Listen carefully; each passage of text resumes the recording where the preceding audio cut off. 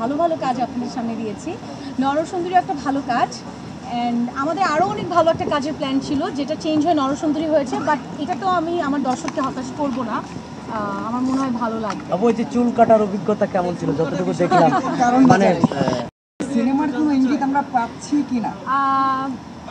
সেটা তো অবশ্যই আমি চাই। সিনেমা তো আসলে আমাদের আর্টিস্টদের বড় মাধ্যম, এবং এই মাধ্যমের উপরে কোনো বড় মাধ্যম নেই কিন্তু একজন আর্টিস্টের। সো আমি অবশ্যই চাই, সবচেয়ে বড় কথা আমি জানি আমার সাংবাদিক যে ভাইরা আছে তারাও অনেক বেশি করে চায় যে আমি সিনেমা করি। অ্যান্ড আপনারা যে এসছেন, আমি আগে আপনাদের উদ্দেশ্যে কথা বলতে চাই একটু, যে থ্যাংক ইউ সো মাচ। আমার ওয়েব ফিল্মের প্রিমিয়ার হচ্ছে আর আপনারা এতগুলো মানুষ এখানে এসছেন, মানে I feel so honour, I am feeling so respect.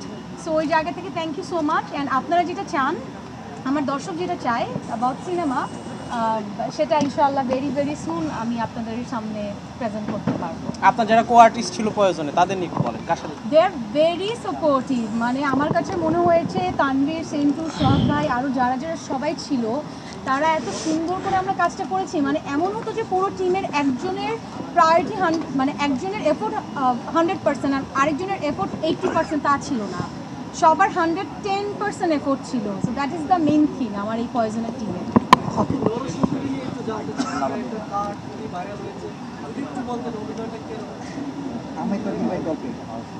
আচ্ছা হ্যাঁ, আহমেদ তৌকির ভাইয়ের গল্পে আমি এর আগেও আমার কাজ হয়েছে, অনেক ভালো ভালো কাজ আপনাদের সামনে দিয়েছি।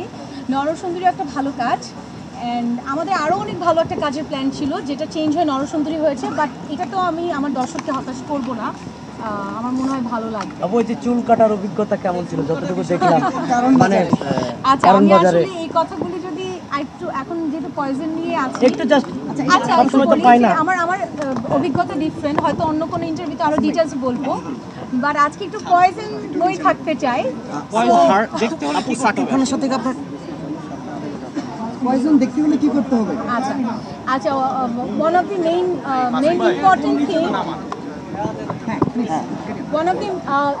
ইম্পর্টেন্ট থিং হচ্ছে আজকে আমাদের হাউস ফুল হয়ে গেছে। আপনারা অনেকেই এখন বাইরে দাঁড়িয়ে আছেন, আপনারা দেখতে পাচ্ছেন না শোটা।